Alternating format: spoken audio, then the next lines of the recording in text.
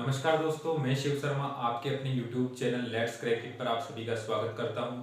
साथियों, आज हम मनोविज्ञान विषय की बात करेंगे और एक नए सिरे से एक सिलेबस पाठ्यक्रम को लेते हुए हम इसके कंप्लीट करने का प्रयास करेंगे।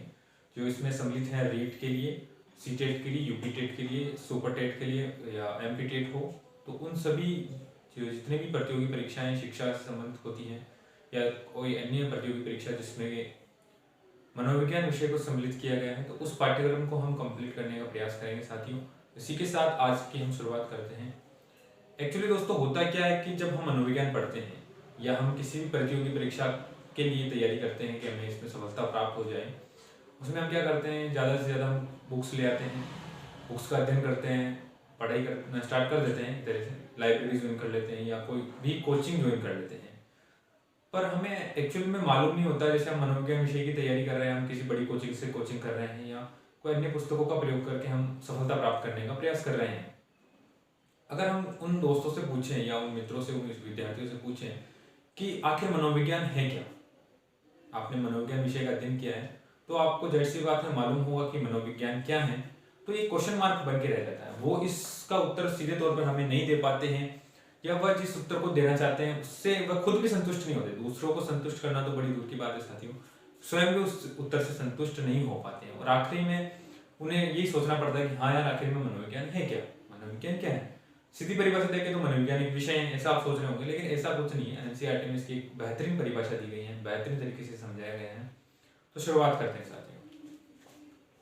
सबसे पहले हम आज परिचय की बात करेंगे, क्योंकि विषय को पढ़ने से पहले हमें यह मालूम होना चाहिए कि वह विषय किससे संबंधित है, क्या है, आखिर वो विषय है क्या, उसका बड़ा ज्ञान होना आवश्यक है। ऐसा नहीं कि इसमें रीट में से इससे कुछ होगा, लेकिन हमें शुरुआत यहाँ से ही करनी होगी। ठीक है, बेस्ट लाइन को हम लेके चलेंगे। जो नए विद्यार्थी हैं जिन्होंने मनोविज्ञान को पहले नहीं पढ़ा है, उनके लिए बेटर क्लास होने वाली है। हम उन्हीं बच्चों, सभी बच्चों को सम्मिलित करके आगे बढ़ेंगे साथियों। तो देखते हैं, आप देखिए मनोविज्ञान मैंने ऊपर हेडिंग लगाया हुआ है और साइकोलॉजी जो आपको दिख रहा है बॉक्स के अंदर, उन्हें हमने दो वर्ड में दिया है, साइकी प्लस लोगस। साइकी प्लस लोगस क्या है साथियों? एनसीईआरटी, वैसे तो कई शिक्षक अलग अलग तरह से बताते हैं, इसको डिस्क्राइब करते हैं, लेकिन एनसीईआरटी को हम अगर बेस लाइन समझ के अगर इस चीज को शुरुआत करेंगे तो आप देखेंगे कि साइकी प्लस लोगस जो है वो दोनों ग्रीक शब्द हैं। वैसे ऐसे क्वेश्चन अब आजकल नहीं पूछे जाते हैं, पर फिर भी हो सकता है किसी प्रतियोगी परीक्षा में ऐसा प्रश्न पूछ लिया जाए कि साइकी और लोगस हैं जो किस भाषा से जुड़े हुए शब्द हैं, तो आपको उत्तर लगाना है ग्रीक भाषा जो है उसके शब्द ये दोनों हैं। इसमें साइकी का अर्थ दे रखा है आत्मा एंड लोगस का अर्थ दे रखा है विज्ञान। इसे अगर हम संयुक्त रूप से देखें तो हम इसे पढ़ सकते हैं आत्मा का विज्ञान या आत्मा का अध्ययन। आत्मा का विज्ञान इसे स्टार्टिंग में कहा जाता था, ऐसा परिभाषा परिवर्तन हो चुकी है। वर्तमान में इसे आत्मा का अध्ययन या मन का अध्ययन नहीं कहलाती है मनोविज्ञान, वो परिभाषा पुरानी थी। अब हम आगे चलेंगे तो जो हमारा मेन आज का जो बिंदु है, जिस पे हमें फोकस करना है, प्रकाश डालना है, वह क्या है?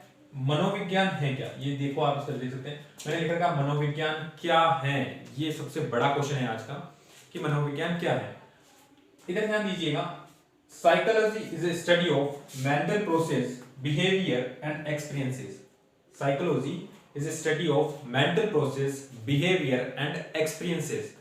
जो मनोविज्ञान है वो अध्ययन करता है तीन चीजों का। किनका अध्ययन करता है? तीन चीजों का अध्ययन करता है। एक तो मेंटल प्रोसेस का, अर्थात मानसिक प्रतिक्रियाएं। सेकंड, वो क्या करता है साथियों? बिहेवियर यानी व्यवहार, जो हम दैनिक जीवन में जो व्यवहार करते हैं वह इसका अध्ययन करता है। कौन करता है? मनोविज्ञान विषय करता है। तीसरा क्या है साथियों? मेंटल प्रोसेस हो गया, बिहेवियर हो गया, और तीसरा है हमारा एक्सपीरियंसेस, अनुभव। अनुभव हम हमारे जीवन में जो करते हैं उन चीजों का अध्ययन, यानी तीनों चीजों का, mental process, behaviour and experience का जो तीनों का अध्ययन करता है वो कौन करता है? मनोविज्ञान करता है। हिंदी में इसको समझने का प्रयास कीजिए। मनोविज्ञान एक अध्ययन है या मनोविज्ञान अध्ययन करता है मानसिक प्रक्रियाओं का, व्यवहार का, और तीसरा है अनुभव का। इन तीनों चीजों को हम अच्छे से समझने का प्रयास करेंगे कि आखिर है क्या, तीनों चीजें क्या, मानसिक प्रक्रिया क्या होती है, अनुभव क्या होता है, व्यवहार क्या होता है, बहुत ही इजी मेथड से। ठीक है, तो शुरुआत करते हैं। और सबसे फैक्चुअल अगर औपचारिक परिभाषा की बात करें तो ये यही है साथियों, psychology is study of mental process, behaviour and experiences.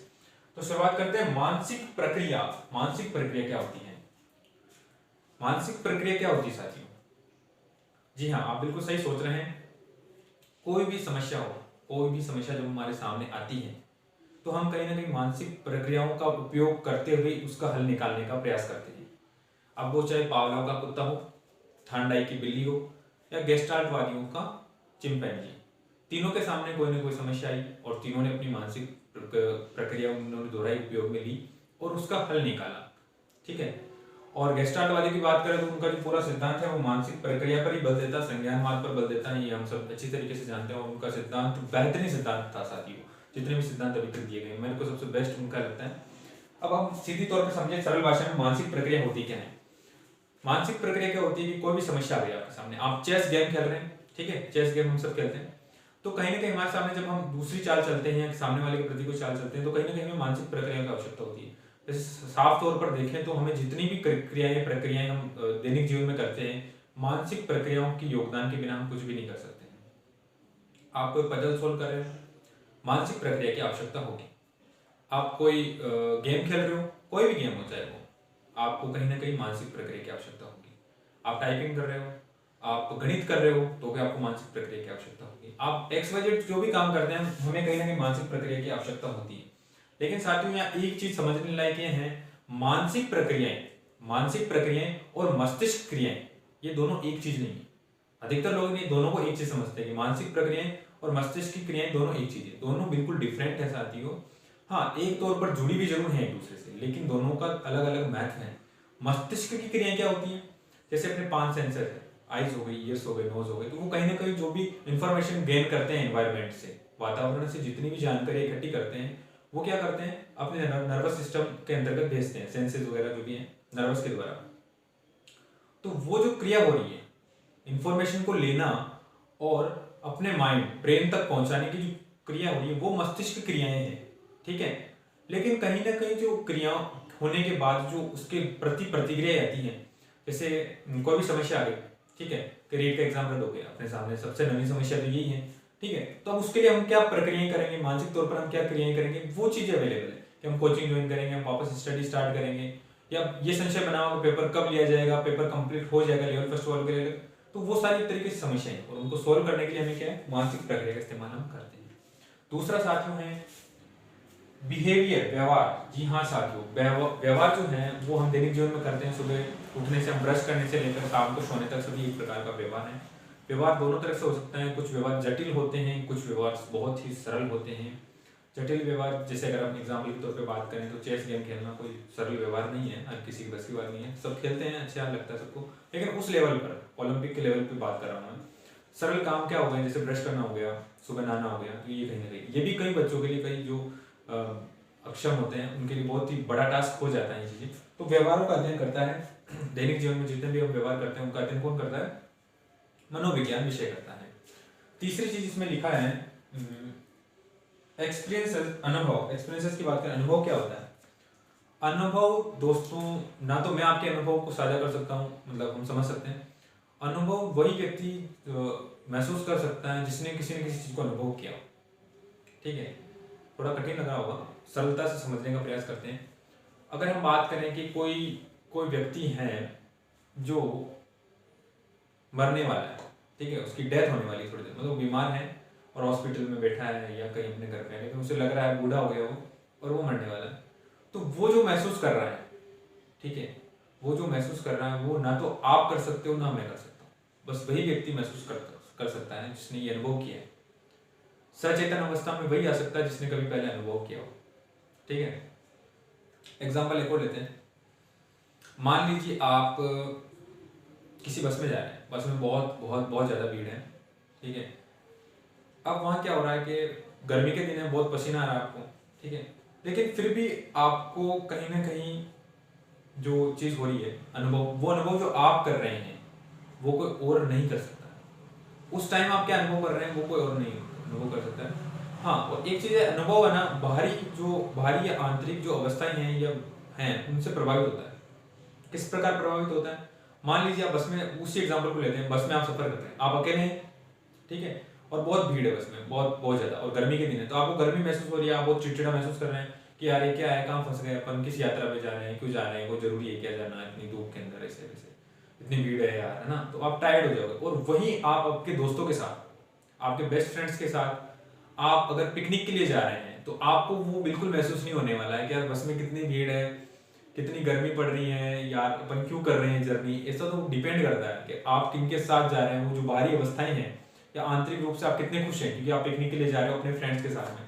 तो वो चीज़ें कहीं ना कहीं व्यवहार सॉरी अनुभव को कहीं ना कहीं इफेक्ट करती हैं, प्रभाव करती हैं, प्रभाव में लाती हैं। तो वो चीज़ें जाती हैं। और हमने सीधी बात कर ली है, मानसिक प्रक्रियाओं की हमने बात की है, व्यवहार की हमने बात की है, अनुभव की हमने बात कर ली है। और अगर सीधा क्वेश्चन आएगा तब तो यहाँ से पूछा जा सकता है साइकी और लोगस जो हैं ग्रीक भाषा के शब्द हैं। साइकी का अर्थ क्या होता है? आत्मा होता है। लोगस का अर्थ होता है विज्ञान। और साइकोलॉजी किन दो शब्दों से मिलकर बना है? तो साइकी प्लस लोगस आप इसका उत्तर दे सकते हैं। ऑप्शन में रह सकता है अलग अलग, साइको प्लस लोगस, साइकी प्लस लोगस, इस प्रकार के 4 ऑप्शन आपके सामने आएंगे और आपको साइकी प्लस लोगस को टिक लगाना है। उसी के साथ अगर हम आगे बात करें कि मनोविज्ञान आखिर है क्या, तो उसको आज हमने समझ लिया है। हमारी क्लासेस रेगुलर रखेंगे हम जहाँ तक हो सकता है। तो आप बताइए कक्षा आपको किस प्रकार अच्छी लगती हैं, कमेंट्स में बता सकते हैं, लाइक कर सकते हैं, शेयर कीजिए साथियों ज़्यादा से ज़्यादा, जहाँ तक ये वीडियो अच्छे जिनको इसकी आवश्यकता है वहाँ तक पहुँच पाए। और अगर आप चैनल पर नए हैं तो सब्सक्राइब करना ना भूलें साथियों। जय हिंद।